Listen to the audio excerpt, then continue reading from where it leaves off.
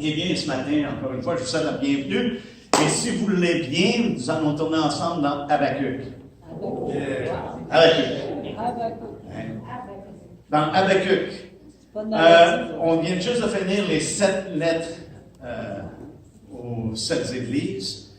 Et puis, je pense que c'est une bonne suite parce qu'on a vu qu'on avait besoin de veiller, n'est-ce pas? Veiller sur notre cœur, veiller sur l'enseignement, veiller sur l'Église en tant que telle. Et puis également de veiller, de tenir ferme, de veiller, de persévérer ces choses-là. Et je crois ce matin, c'est approprié de regarder ensemble que le juste vivra par sa foi.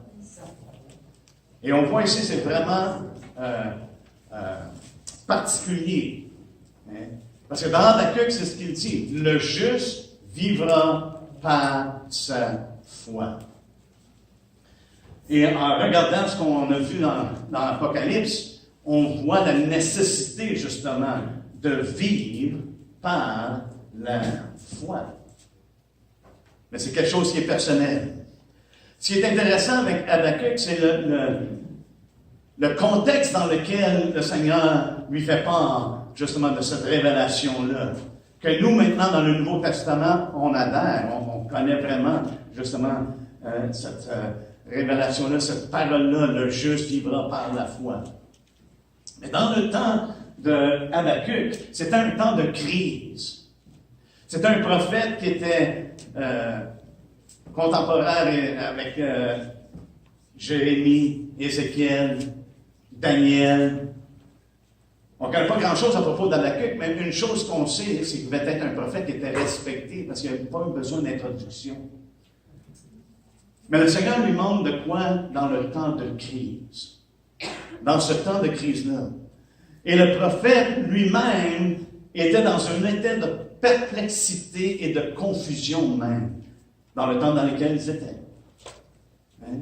Est-ce que vous avez déjà été dans ces moments-là où vous semblez être perplexe et puis même un peu confus de voir ce qui se passe alentour? Même peut-être c'est des choses plus personnelles, des choses que l'on vit nous personnellement. Et des fois on est perplexe à propos de ces choses-là. Et même on peut devenir un petit peu confus. Et j'imagine que l'Église, les 7 lettres qui ont été envoyées aux Églises, probablement même de recevoir ces lettres-là, c'est comme un peu perplexe. Le Seigneur nous reprend. Le Seigneur nous appelle à se repentir, mais également il nous appelle à marcher par la foi. Il nous appelle à vivre par la foi. On a tous vécu des choses comme ça. Dans le temps d'Habakkuk, c'était un temps où l'iniquité et l'injustice abondaient. Est-ce qu'on peut comparer ça un petit peu avec ce qu'on vit de nos jours? Jésus a dit, n'est-ce pas, dans Matthieu 24, qu'il va y avoir un temps où l'iniquité va s'accroître. Et qu'est-ce qui va arriver lorsque l'iniquité s'accroît? C'est que l'amour du plus grand nombre se refroidira. Et c'est ce qu'on témoigne. Dans le temps de Habakkuk, c'était la même chose. Le peuple de Dieu vivait dans l'iniquité et dans l'injustice. Et leur amour s'était refroidi envers Dieu. Et Habakkuk ne comprenait pas vraiment comment ça se fait que Dieu ne fait rien à propos de ça. Pourquoi que l'injustice et l'iniquité, Dieu n'avait pas l'air à dealer avec le problème qui était à même si c'était son peuple. Qu'il n'y avait pas de changement, qu'il n'y avait pas vraiment que Dieu agissait pas à ses yeux. Et ça nous dit, au premier chapitre, au verset 1, ça dit « Oracle révélé à Habakkuk le prophète, jusqu'à quand, ô Éternel, j'ai crié et tu n'écoutes pas. » Avez-vous déjà été là? Hein? Je pense que quelqu'un, ça fait juste une couple de semaines, même qu'il est au Seigneur. Ah, peut-être pas si court que ça, parce que le Seigneur prend soin des petits-enfants, des petits bébés. Mais il vient un temps dans notre vie où on crie et on ressent que le Seigneur n'écoute pas. Et ici, c'est un prophète. Appelé de la part de Dieu, il dit, Seigneur, jusqu'à quand, ô Éternel, j'ai crié et tu n'écoutes pas? J'ai crié vers toi à la violence de tout ce qui se passe. et tu ne secours pas? Pourquoi me fais-tu voir l'iniquité pourquoi me fais-tu voir l'iniquité et contemples-tu l'injustice? Pourquoi l'oppression et la violence sont-elles devant moi? Il y a des querelles et la discorde s'élève. Aussi la loi n'a-t-elle point de vie? La justice n'a-t-elle point de force? Car le méchant triomphe du juste et l'on rend des jugements iniques. Mais c'est comme s'il décrirait ce qui se passe de nos jours. Habakkuk voit ces choses-là, il est affligé. Et le pire, c'est que malgré qu'il crie, il dit, Dieu, tu ne me réponds pas. Mais ici, Dieu va donner une réponse. Mais ce n'est pas une réponse qu'Habakkuk voulait entendre. Ce n'est pas la réponse qu'il s'attendait d'entendre. Parce que Dieu lui révèle, lorsqu'on regarde à partir du verset 5 jusqu'à la fin pratiquement du chapitre, lorsqu'on regarde, on ne prendra pas le temps ce matin parce que mon message ce n'est pas sur Habakkuk nécessairement, mais c'est de prendre l'exemple d'Habakkuk. Hein? La réponse qu'il reçoit de la part de l'Éternel, ce n'est pas la réponse qu'il voulait. Parce que l'Éternel dit, je vais me servir des Chaldéens, des Babyloniens, pour châtier mon peuple. Et c'est là qu'on voit qu'il est perplexe. Les Babyloniens, les Chaldéens, sont pires que ton peuple. Peux-tu te servir d'eux autres? Il est vraiment perplexe du fait de ce qui se passe, et perplexe de la réponse qu'il reçoit de la part du Seigneur. Il dit, c'est les Chaldéens. Regardez ce qu'il dit au verset 12. Suite au fait qu'il ait reçu, c'est le verset 12. Il dit, n'es-tu pas d'éternité, de toute éternité, éternel, mon Dieu, mon Saint? Nous ne mourrons pas, ô Éternel, tu as établi ce peuple pour exercer tes jugements. Ô mon rocher, tu l'as suscité pour infliger tes châtiments. Dieu lui a dit, c'est ce que je vais faire. Je vais utiliser les Babyloniens pour châtier mon peuple, pour corriger mon peuple. Et le but, c'était de quoi? C'était de les amener à la repentance. Le but de Dieu, frères et sœurs, lorsque nous sommes châtiés, ou lorsque le Seigneur utilise des personnes qu'on pensait qu'il ne devrait pas utiliser, c'est pour nous emmener justement dans une relation plus près de lui, plus proche de lui. Et c'est ça la vie. Nous, on connaît Nabuchodonosor, mais ça, c'était le fils de Nabopolassar. Okay? Et les deux étaient vraiment de la même espèce. Et souvent, lorsqu'il parle des mêmes sortes de personnes, il va utiliser le singulier. Et on voit au chapitre 7, il dit, il est terrible, au verset 7, excusez, il est terrible et formidable. Il est terrifiant, il est intimidant, il est effroyable. De lui seul viennent son droit et sa grandeur. Hein? Au verset 11, il dit, sa force à lui, voilà son Dieu. C'est comme ça que Habakkuk voyait Nabopolassar et puis son fils Nabuchodonosor. C'était des gens, c'est eux-mêmes, ils mettent leurs propres lois. Hein? Ils font leurs propres affaires.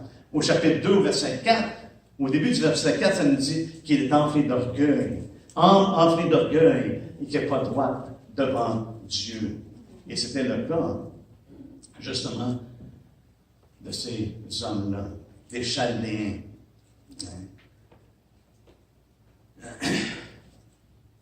Mais lorsqu'on regarde ce qui est décrit là, on peut voir que ça décrit la condition de l'homme qui est séparé de Dieu, parce qu'on voit la même chose de nos jours. L'homme qui est en rébellion avec Dieu. Et quel est l'esprit qui agit maintenant? L'esprit qui agit maintenant dans les fils de la rébellion. On voit ce même esprit-là. On pourrait dire même, c'est un esprit d'antéchrist, n'est-ce pas? Jean l'a dit, il y a un antéchrist qui s'en vient. Il y en a un qui s'en vient, mais il dit, il y en a déjà plusieurs dans le monde. Et c'est à travers les âges qu'on voit cet esprit-là à l'œuvre. Mais on voit aussi également un signe de confusion dans le prophète. Et au verset 13, il dit, tes yeux sont trop purs pour voir le mal. Et tu ne peux pas regarder l'iniquité. Pourquoi regarderais-tu les perfides et te tairais-tu? Quand le méchant dévore celui qui est le plus juste que lui. Il dit, tu vas utiliser les méchants pour dévorer des gens qui sont même plus justes que lui. Mais Dieu veut lui montrer, je crois. Et si vous êtes dans cette situation-là, lisez le psaume 73. Parce que dans le psaume 73, ça parle pratiquement de la même chose. Hein? Le psalmiste voit que même le méchant prospère, il prend de l'embonpoint et les justes sont terrifiés. Jusqu'à temps que je rentre dans la maison de Dieu. Là, j'ai vu leur fin. Okay? En tant que justes, nous vivons par la foi. Maintenant, il y a des choses qu'on voit que ça nous perplexe. Il y a des choses qu'on voit, ça nous même peut-être nous met à la confusion parce qu'on voit de l'injustice et de l'iniquité. On voit des choses, des méchants qui mènent et qui semblent avoir le dessus. On doit mettre notre confiance en lui. Et je crois que vraiment, c'est ce que le Seigneur voulait enseigner à Habacuc, pour que ça nous serve même aujourd'hui pour nous.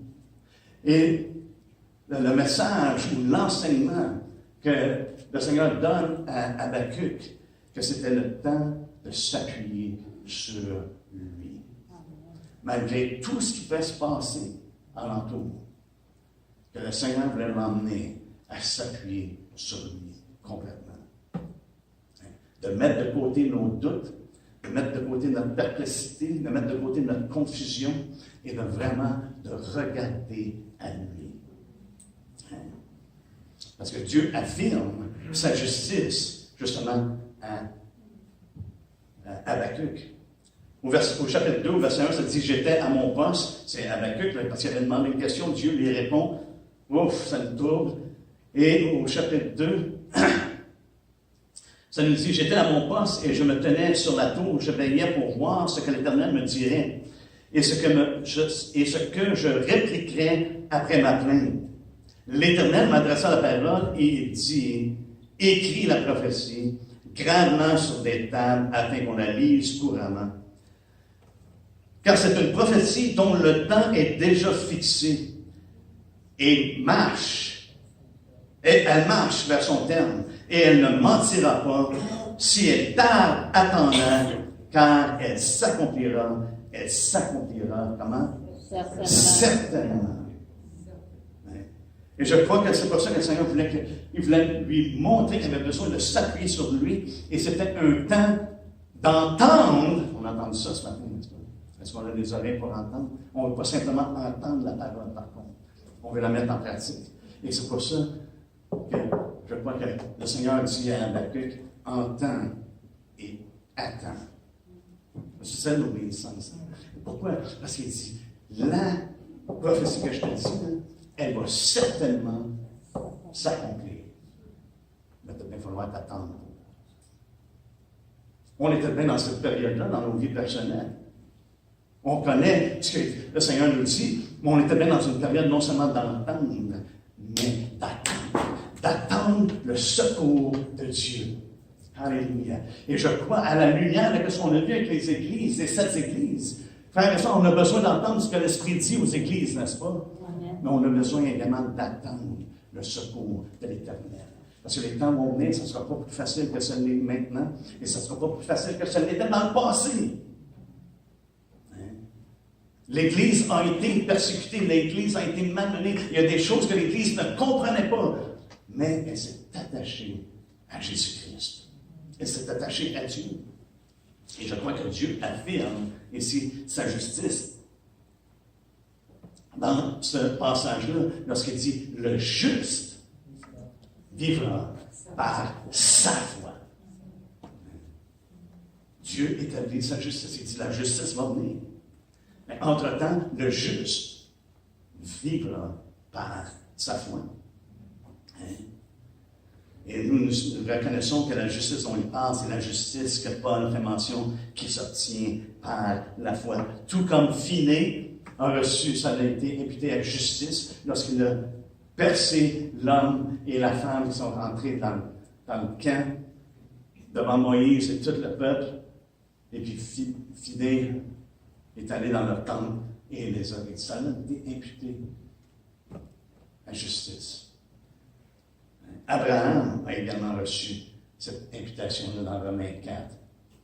Que le fait qu'il a cru en Dieu, ça lui a été imputé à justice. Alléluia. David dit, c'est une bénédiction lorsqu'on reçoit cette imputation-là. Que le Seigneur nous donne à travers son Fils. On doit marcher, frères et sœurs, l'exemple d'Abraham, il est le Père, n'est-ce pas? Mais également l'exemple des héros de la foi qu'on voit dans l'Hébreu 11. Et s'il y a quelque chose qui nous démontre vraiment qu'on n'est pas sauvé par les œuvres, c'est bien Hébreu 11. Parce que si on regarde, chaque personne qui est nommée pratiquement, il y a quelque chose de majeur. Moïse a tué quelqu'un. OK? Alléluia. Et il va même jusqu'à nommer Samson. Mais s'il y a quelqu'un qui démontre qu'on n'est pas sauvé par les œuvres, c'est bien Samson. Hein? Mais Samson aussi représente, je crois, dans ce qu'on voit dans 1 Corinthiens 3. Il dit qu'il y en a qui vont être sauvés, mais il n'y a pas de récompense. Ils vont perdre leur récompense, mais leurs âmes vont être sauvées. Et Samson, et ce n'est pas pour vivre comme Samson, frère, ça, pensant que, mais pas à la fin. Non, Samson, Dieu lui a fait une grâce. Hein? Il a fait vraiment une grâce. Parce qu'il était mis à part. Il était un Nazarène. Il était mis à part. Un Nazarène. Nazarène en français aussi. En français, en anglais, je me mélange des fois. Mais il était mis à part. Hein? Et le Seigneur, il a fait grâce à la fin du Seigneur, lorsque ses cheveux étaient redevenus longs. Et je crois que ça parle de sa consécration également. Que le Seigneur, permets-moi de faire tomber le temple. C'était le stade aussi qui était. Mais ça lui a coûté sa vie. Et je crois que Samson, au niveau des récompenses, un gros zéro. Mais son âme est sauvée parce qu'il a fait appel à Dieu. Mais ce n'est pas la vie que le Seigneur nous appelle à vivre. Il dit, le juste vivra par la foi. Et celui qui vit par la foi, je crois, est appelé à être une source de bénédiction, comme Abraham l'a été pour toutes les nations et pour toutes les familles de la terre. Le juste vivra par la foi, 3 fois mentionné par Paul dans les Épîtres. Et savez-vous quoi? Chacune de ces places-là, Paul met une emphase sur ces 3 points-là. Le juste.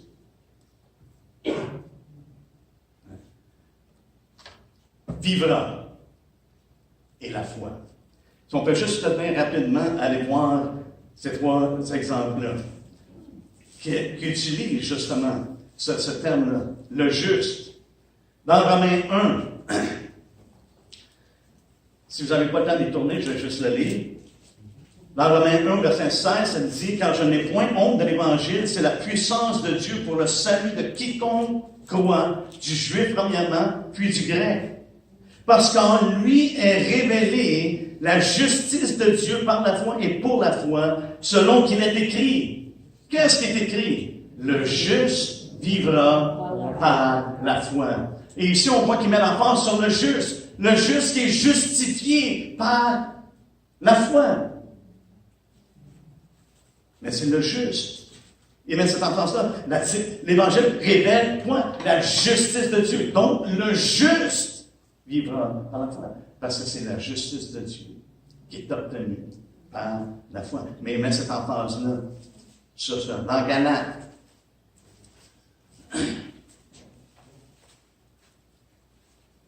C'est Galates 3.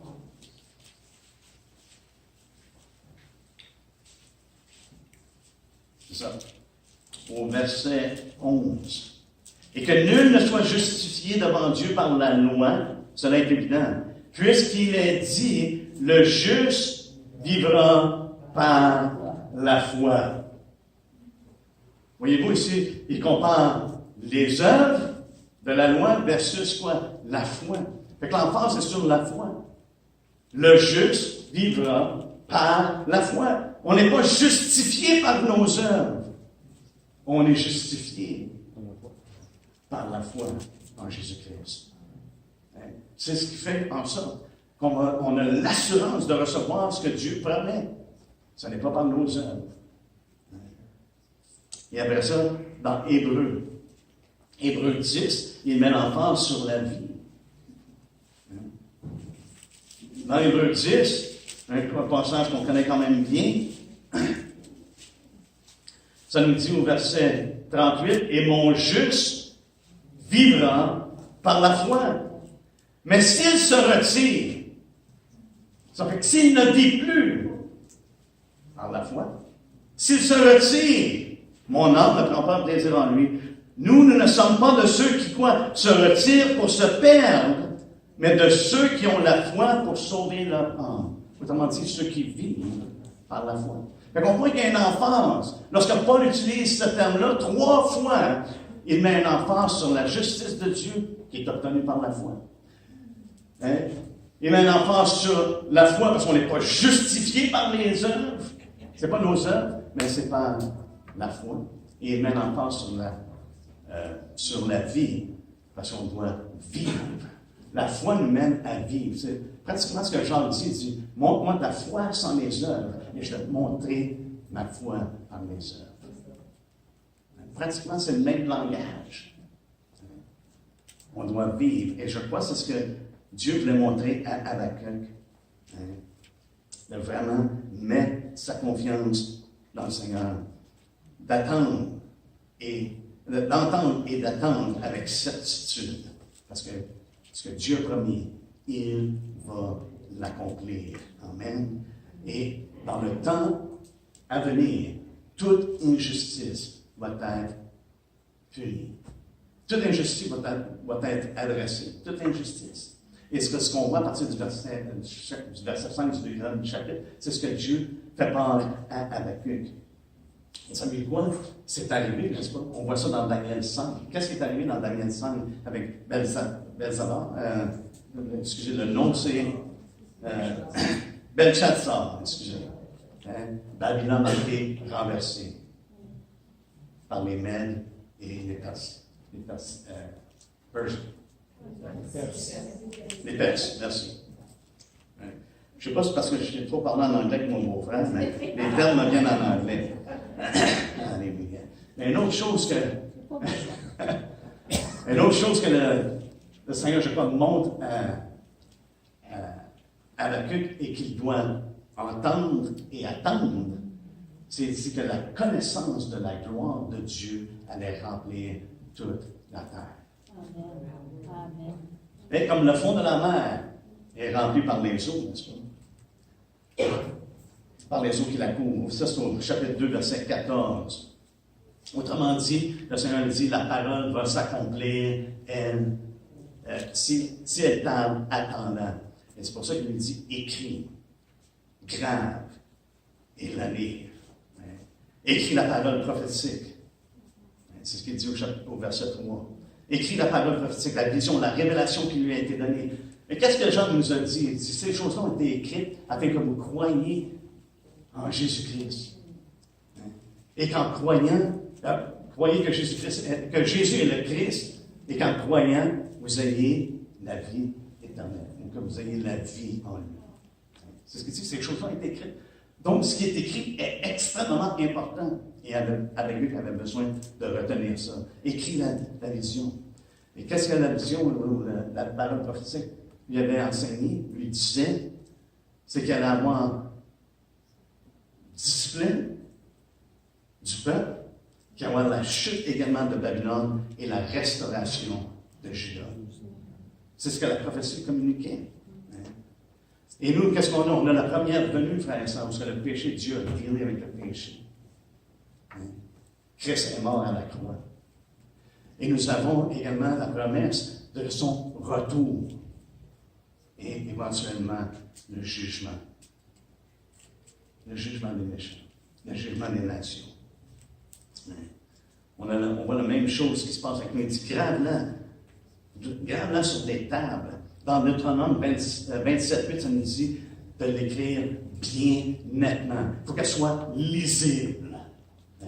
Frères et sœurs, On a une parole qui est lisible, qui est écrite bien nettement. On n'a pas besoin de douter de la certitude de la parole de Dieu. Parce que Pierre nous dit que c'est une parole qui est permanente et qui demeure éternellement. C'est une parole qui ne change pas. Amen. Et ça nous dit afin qu'on la lise couramment. Et le terme couramment, c'est un terme qui est utilisé pour qu'il puisse courir. Et c'est intéressant, c'est que ça soit écrit nettement, que même si une personne court pouvait lire ce qui était écrit. Mais ça veut dire quoi? On était appelés à courir, vous et moi. Hein? On était appelés à courir. Dans Hébreux 12, 1, ça nous dit courons avec persévérance dans la carrière qui nous est ouverte.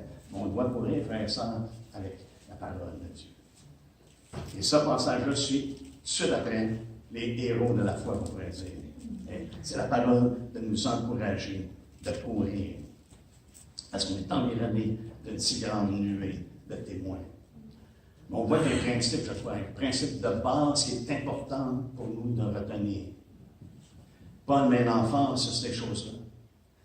Allez avec moi, gardez votre doigt dans Habakkuk. On va pas probablement y retourner, mais allez avec moi dans 2 Timothée. 2 Timothée, au verset 14, au chapitre 3. Excusez, je pense que je l'avais déjà mentionné. 2 Timothée 3, au verset 14, ça dit « Toi, demeure dans les choses que tu as apprises et reconnues certaines. » Ma question ce matin, est-ce que vous reconnaissez les choses qui sont certaines? Les choses qui sont écrites.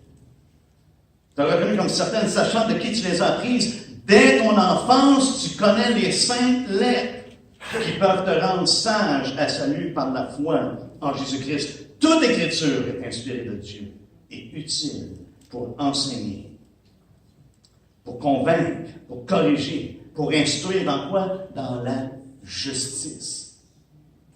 Des fois, je me demande si ces mentions-là font tout rapport à la justice, d'enseigner dans la justice, de convaincre dans la justice, de corriger dans la justice, pour instruire dans la justice, afin que l'homme de Dieu soit accompli et propre à toute bonne œuvre. On a besoin de la parole de Dieu pour être instruit et être des hommes accomplis, des hommes et des femmes accomplis en Jésus-Christ.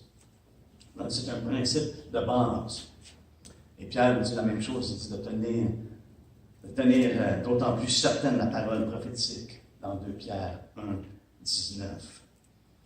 Paul fait mention également, soit dans Colossiens ou dans Timothée, de recevoir la parole. Dans Jacques nous dit de recevoir avec douceur la parole qui a été plantée en vous, qu'elle soit gravée dans notre cœur, n'est-ce pas?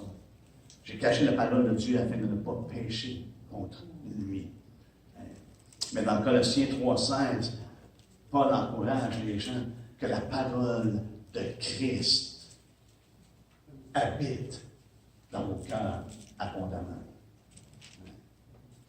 Que la parole habite en vous abondamment. La parole de Christ. C'est la même chose. Écrit, grave-la. Après, ça dit qu'elle soit lue, qu'on la lise couramment. Lire la parole de Dieu est une chose extrêmement importante, frères et sœurs. Ne croyez pas tout ce qui vous est dit, que ce soit ici ou que ce soit sur Internet, YouTube ou Rumble, n'importe quel réseau média. Nous avons besoin de plonger les regards dans la parole de Dieu. Amen. Et vous avez l'obligation de vérifier et de tester toutes choses pour voir si c'est vraiment ce que la parole de Dieu nous dit. On doit s'y appliquer. Dans 1 Timothée 4,13, Paul dit à Timothée, applique-toi à la lecture. Il est important de lire. Au verset 6 du même chapitre, dans 1 Timothée 4, il dit d'en être nourri, qu'on soit nourri de la parole de Dieu. Et on est encouragé à maintes reprises dans les Écritures À maintes reprises, en prendre plaisir. On est encouragé à quoi? À la méditer, quoi? Une fois par semaine, le dimanche matin. Non, on est encouragé de la méditer jour et nuit. Hein? Pas de temps de dormir.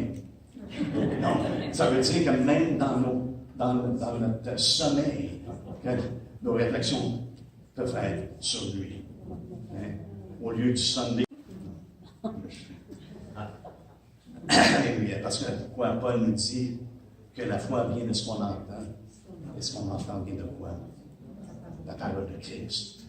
Donc, il est important de la lire. De la lire également en la méditant, en la repensant dans notre cœur, afin qu'elle soit de plus en plus gravée. C'est une prière que je vois dans 50 grave la parole dans mon cœur, afin qu'elle ne soit jamais effacée. Grave ta parole dans mon cœur. Et Dieu lui a mentionné, il dit que la terre entière allait être remplie de la gloire de Dieu, n'est-ce pas? Et Dieu, frères et sœurs, et ça c'est, je veux terminer avec ça, c'est la bonne nouvelle. Amen. Dieu a accompli sa promesse que la gloire de Dieu a rempli toute la terre. Dans 2 Corinthiens 4, si vous voulez tourner avec moi dans 2 Corinthiens 4, il l'a fait en qui? En Jésus-Christ. Alléluia. Non seulement qu'il a prouvé son amour en Jésus-Christ, mais qu'il a fait connaître la gloire de Dieu. C'est la connaissance de la gloire de Dieu. Elle a rempli toute la terre. Dans Habakkuk 2,14, je crois que c'est ça qu'il dit. Car la terre sera remplie de la connaissance de la gloire de l'Éternel, comme le fond de la mer par les eaux qui le couvrent. Et regardez ce que ça dit au verset 3 du chapitre 4. Si notre évangile est encore voilé, il est voilé pour ceux qui périssent, pour les incrédules dont le Dieu de ce siècle a aveuglé l'intelligence, afin qu'ils ne visent pas briller la splendeur de l'évangile de la gloire de Christ. Ça couvre le monde entier, la terre entière, qui est l'image de Dieu. Nous ne prêchons pas nous-mêmes. C'est Jésus-Christ le Seigneur que nous prêchons. Et nous disons aux serviteurs à cause de Jésus, car Dieu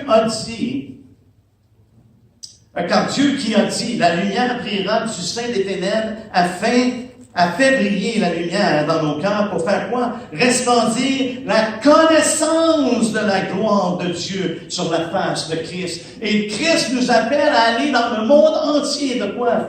De prêcher la bonne nouvelle. Amen. Alléluia. Amen. C'est la nouvelle de la gloire de Dieu qu'il a fait refléter en Jésus-Christ.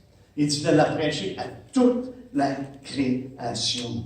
C'est une bonne nouvelle. Dieu a accompli sa promesse.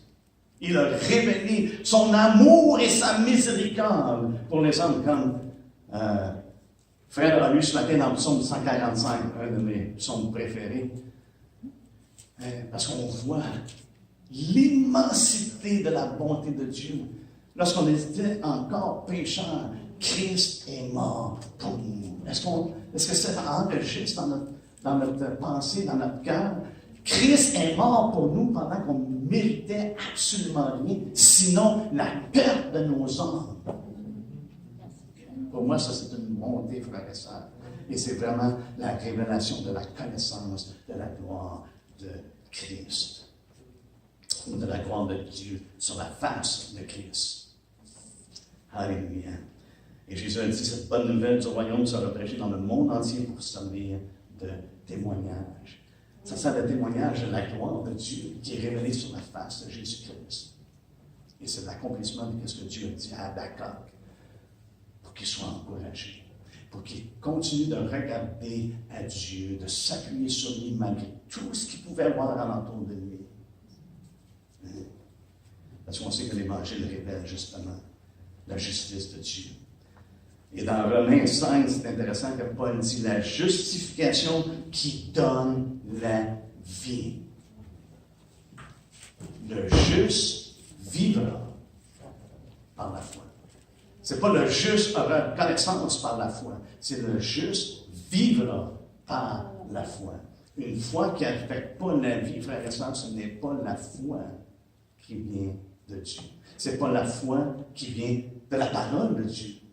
Parce que la foi vient de ce qu'on entend vient de la parole de Dieu, mais une foi qui n'affecte pas la vie, qui fait en sorte qu'on ne marche pas dans la nouveauté de vie dont Paul nous fait part dans les Écritures. Mais ce n'est pas la foi de Dieu qui vient de la part de Dieu.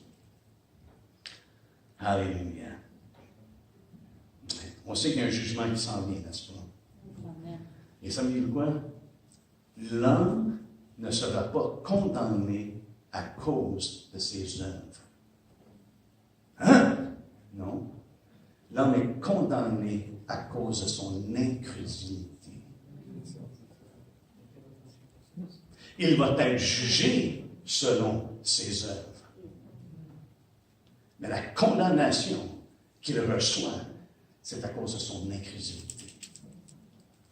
Même le passage qu'on a lu dans 2 Corinthiens 4, il dit, si notre évangile est encore voilé, il est voilé pour ceux qui périssent, pour les incrédules. Et c'est la raison pour laquelle les hommes vont être jugés. Pourquoi? Parce que Dieu appelle les hommes à croire en lui. Jean 3,16. Ouais. Mais lorsqu'on suit Jean 3,16, quand Dieu a tant aimé le monde, et il a donné son Fils unique afin que quiconque croit en lui ne périsse point, mais ait la vie éternelle. Dieu, en effet, n'a pas donné son Fils pour juger le monde, mais que le monde soit sauvé par lui. Il dit, celui qui croit en lui n'est point jugé. Celui qui ne croit pas en lui est déjà jugé. Pourquoi? Parce qu'il n'a pas cru au nom du Fils unique de Dieu. Ça, c'est la raison pourquoi il est jugé. Parce que Dieu a donné toutes les évidences de son amour envers les hommes et de son appel à la repentance. Et Dieu, par quelque moyen que ce soit, pousse les hommes à la repentance. Et il y a des hommes qui résistent. La plupart des hommes résistent.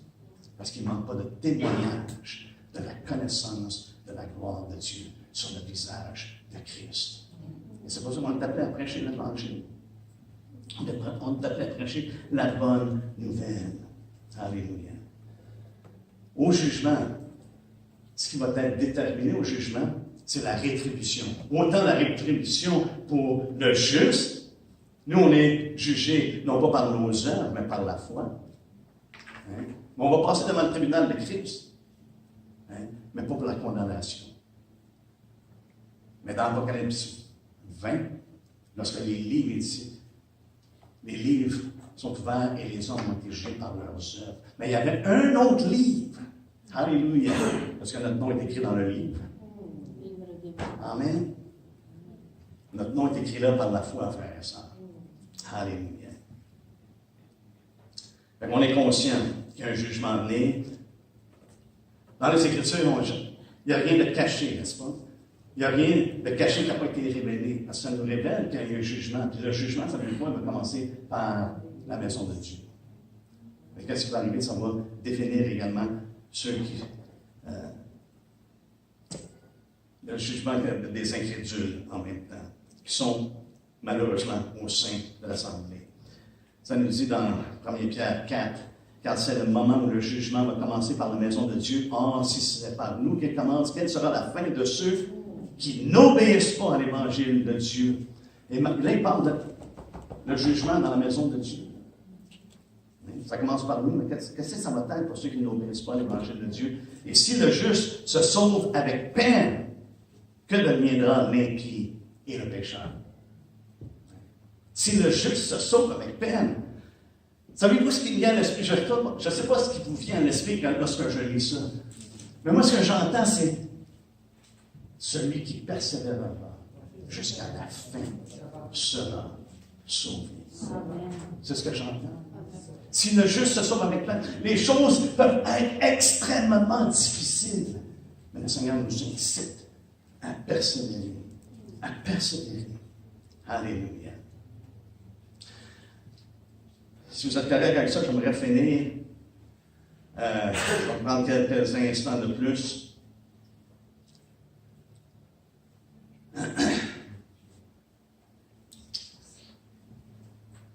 J'ai mentionné justement que que le juste vivra par la foi.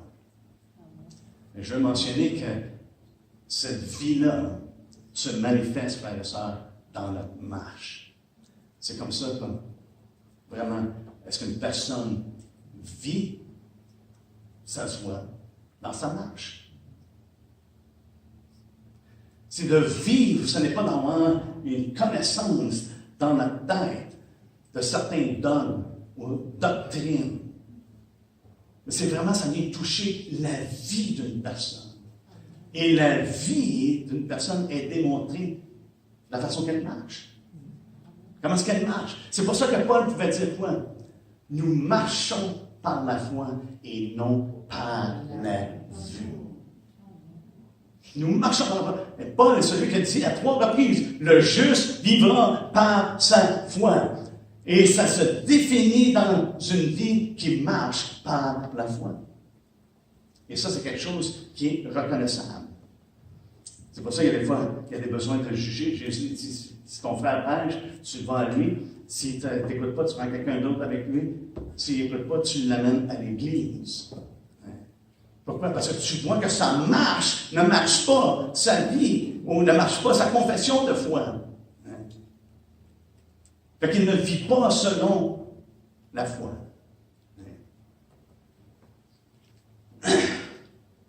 Et lorsqu'on marche par la foi, c'est qu'on va marcher, comme Paul l'a dit, en nouveauté de vie. Regardez ce que Jean dit dans 1 Jean 1, 6. Si nous disons que nous sommes en communion avec lui et que nous marchions dans les ténèbres.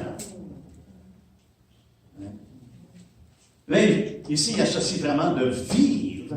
Si notre vie représente qu'on vit dans les ténèbres, c'est qu'on marche dans les ténèbres. Nous mentons et nous ne pratiquons pas la vérité. Et si nous marchons dans la lumière, comme il est lui-même dans la lumière, nous sommes mutuellement en communion. Et le sang de Jésus, son Fils, nous purifie de tout péché. On a chanté à propos du précieux sang.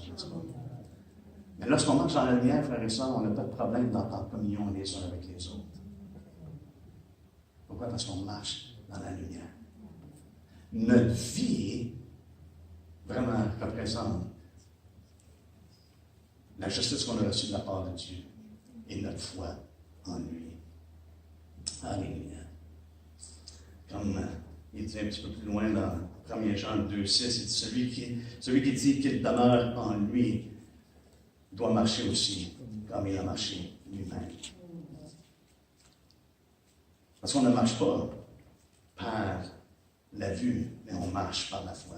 Et je sais que souvent, frères et sœurs, vous et moi, on a la tendance d'être grandement influencés par ce qu'on voit. À moins que vous êtes vraiment spirituel, au-delà de tout. Je ne sais pas, on vit toujours comme ça. J'ai dit, il y a des moments, comme dans le cas d'Habakkuk. Il n'était pas toujours comme ça. C'était juste ce qu'il vivait dans ce moment-là. Il avait comme, Seigneur, qu'est-ce qui se passe? Il était perplexe et confus. À propos des choses qu'il voyait. Ce n'était pas sa vie, mais comme j'ai dit, il y a des moments dans notre vie, on a la tendance de regarder ce qui se passe, qu'est-ce qu'on voit, plutôt que de marcher par la foi. De s'appuyer sur notre Dieu. Pourquoi? Parce qu'il ne change pas. Et c'est une des paroles qui me réconforte souvent. Lorsque je lis des choses et ma femme peut entendre mes plaintes. Je ne les dis pas seulement à Dieu, mais ma femme a le privilège aussi de les entendre. Je ne sais pas si j'appellerais ça un privilège, en tout cas. Mais une des choses qui me ramène, c'est ça. Dieu est le même. Il ne change pas.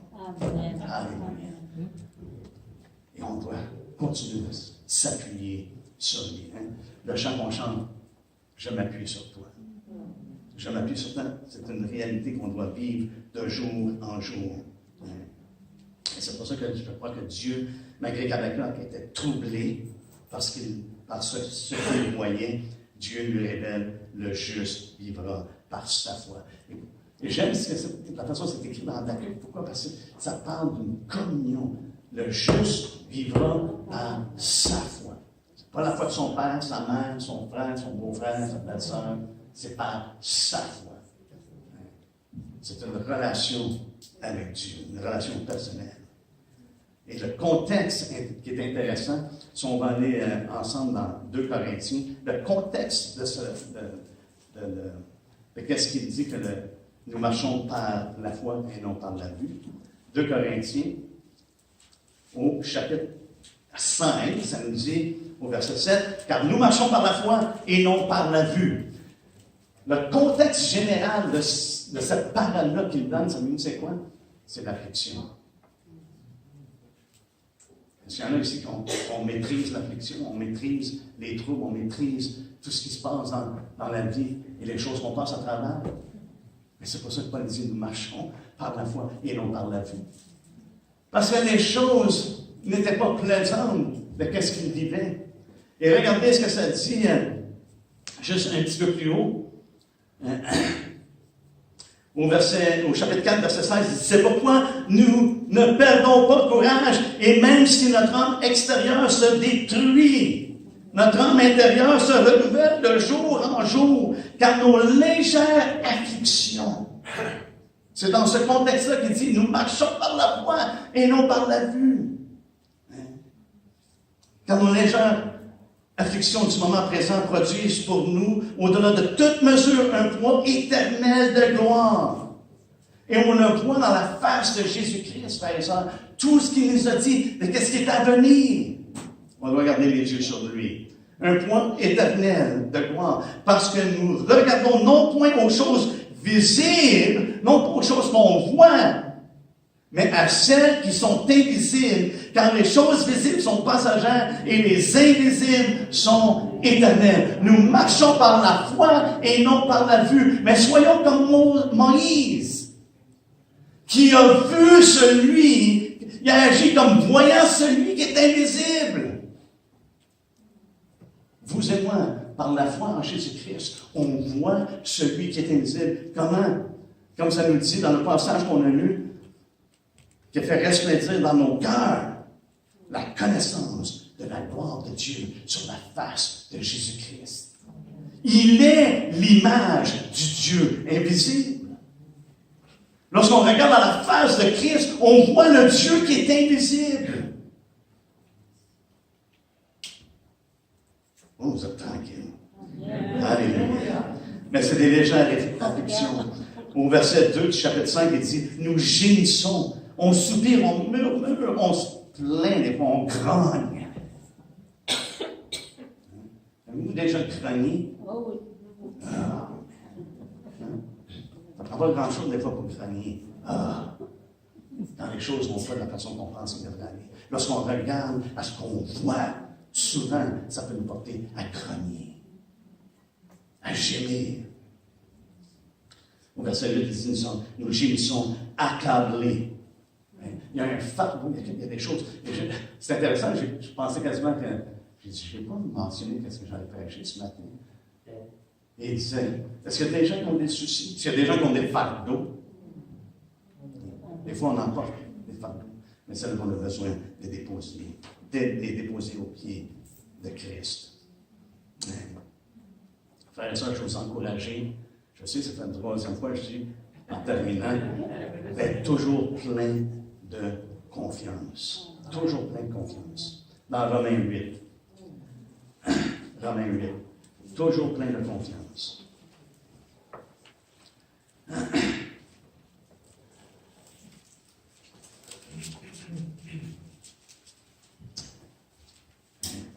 Cette confiance-là, frères et sœurs, c'est pour nous donner courage. Parce que le terme pourrait être traduit d'avoir bon courage. Au verset 31, ça dit, que dirons-nous donc à l'égard de ces choses? Si Dieu est pour nous, qui sera contre nous? Lui qui n'a pas épargné son propre Fils, mais qui l'a livré pour nous tous. Comment ne nous donnera-t-il pas aussi toutes choses avec lui? Qui accusera les élus de Dieu? C'est Dieu qui justifie. Le juste vivra par la foi, n'est-ce pas? Qui les condamnera? Christ est mort.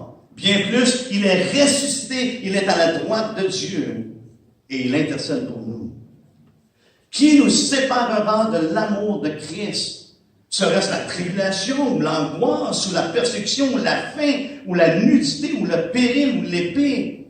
Selon qu'il est écrit, c'est à cause de toi qu'on nous met à mort tout le jour et qu'on nous regarde comme des brebis destinées à la boucherie. C'est Dieu qui nous justifie, frères et sœurs. Notre vie n'est pas déterminée par les choses qu'on voit. L'Église n'est pas déterminée par les choses qu'on voit. Elle est déterminée par la foi. Amen. Parce que Dieu a déterminé que ce serait par la foi. Amen. Alléluia. On doit retenir fermement notre confession, je crois, notre confession de foi, notre foi en Dieu. Et être à l'exemple des psalmistes. Je vais vous lire juste des petits bouts de ces versets-là. Vous n'avez pas besoin de tourner dans le psaume 56, 10. En anglais, c'est 9. Mes ennemis reculent au jour où je crie. Je sais que Dieu est pour moi. Même dans l'Ancien Testament, frères et sœurs, ils savaient que Dieu était pour nous. Et c'est pour ça que lorsque Paul dit ces choses-là, ce n'est pas une révélation nouvelle, c'est une affirmation, une confirmation, c'est une confession de ce qui a déjà été dit. Hein? Je sais que Dieu est pour moi.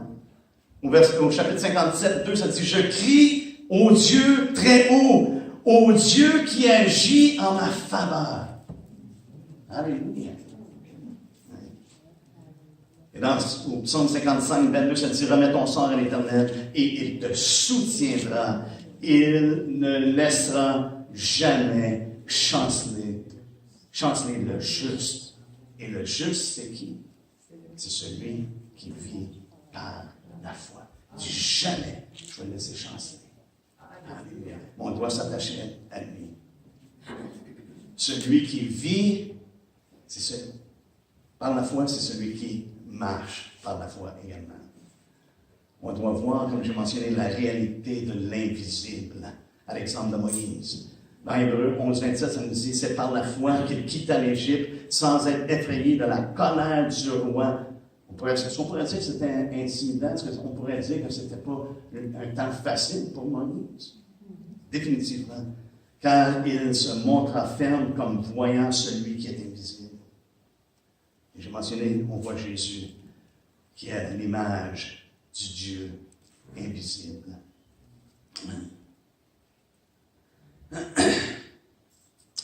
On est dans Romains 8, et je crois que ça fait tout son sens maintenant lorsqu'on lit ce qu'il dit au verset 28.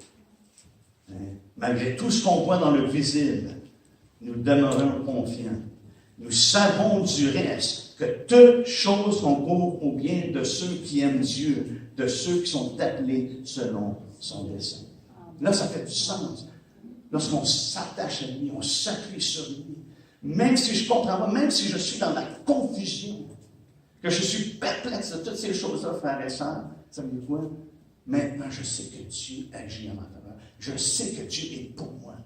Et comme Paul le dit, si Dieu est pour moi, qui sera contre moi? Ultimement, je reconnais que toute chose concourt au bien. Ça ne veut pas dire que ça rend plus facile, mais ça veut dire qu'on est bien ancré. On est bien ancré en Christ. Alléluia. Il y a une chose que le Seigneur, je crois, veut qu'on réalise.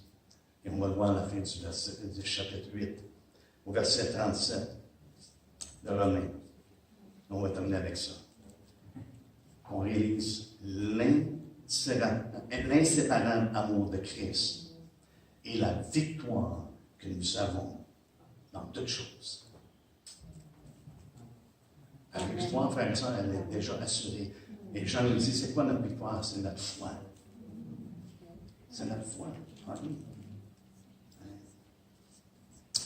Alléluia. L'inséparable amour de Dieu. Regardez au verset 37. Mais dans toutes ces choses, nous sommes plus que vainqueurs. On nous a déjà dit qu'il n'y a rien qui pouvait nous séparer. Il le répète. Nous sommes plus que vainqueurs par celui qui nous a aimés. Car j'ai l'assurance que ni la mort, ni la vie, ni les anges, ni les dominations, ni les choses présentes, ni les choses à venir, ni les puissances, ni la hauteur, ni la profondeur, ni aucune autre créature ne pourra nous séparer de l'amour de Dieu manifesté en Jésus-Christ, notre Seigneur. Amen. Quelle que soit l'épreuve qu'on vit, quelles que soient les circonstances de notre vie, quel que soit ce qu'on voit, une chose on peut être persuadé, c'est qu'il n'y a rien qui peut nous séparer de son amour. Et que Dieu ne nous aime pas moins parce qu'on vit ces moments-là. Son amour demeure le même. Il l'a prouvé une fois pour toutes en Jésus-Christ. Alléluia. Alléluia. Dans Romains 5, 17, ça dit, si par l'offense d'un seul, la mort a régné par lui seul, à plus forte raison, ceux qui reçoivent l'abondance de la grâce et du don de la justice régneront-ils dans le millénium? Il y a une place dans le millénium où on va régner avec lui, mais il dit dans la vie. Régneront-ils dans la vie? Comment? Par Jésus-Christ seul. Alléluia. Par Jésus-Christ lui seul. Alléluia. Grâce soit rendue à Dieu qui nous fait toujours triompher en Christ. C'est ce que Paul dit. Est-ce qu'il nous fait triompher une fois de temps en temps? Non. Mais le triomphe vient suite au combat. N'est-ce pas? On triomphe parce qu'on a combattu. Et on a la victoire. Il n'y a rien de plus merveilleux lorsqu'on a combattu et on a la victoire. Mais, alléluia. C'est vraiment un sujet de réjouissance, n'est-ce pas? Et ce qui est intéressant, on ne prendra pas le temps de le regarder là, mais dans Habakkuk 3, à la fin du chapitre 3, c'est qu'il dit, je veux me réjouir dans l'Éternel. Amen. Mais qu'est-ce que Paul nous dit? Réjouissez-vous toujours dans le Seigneur. Amen. Je le répète, réjouissez-vous toujours dans le Seigneur. Alléluia. Donc, frères et sœurs, marchons par la foi. Et non par la vue. Parce qu'on a cette promesse du Seigneur Jésus. Je le dis souvent et je vais continuer de le dire. Vous savez pourquoi? Parce qu'on avance dans des temps qui vont être de plus en plus difficiles. Mais Jésus nous a donné une promesse. Non seulement qu'on avait besoin d'enseigner tout ce qu'il nous a prescrit, d'observer toutes ces choses-là, mais il dit, je suis avec vous tous les jours jusqu'à la fin du monde. Il ne nous abandonnera pas. Il ne nous délaissera pas. Alléluia. Marchons par la foi et non par la vue. Et mon juste vivra par la foi. Amen. Amen. Nous sommes de ceux qui ont la foi pour sauver nos âmes. Là, c'est vraiment bien. Alléluia. Merci de votre patience. Est-ce qu'on peut se lever?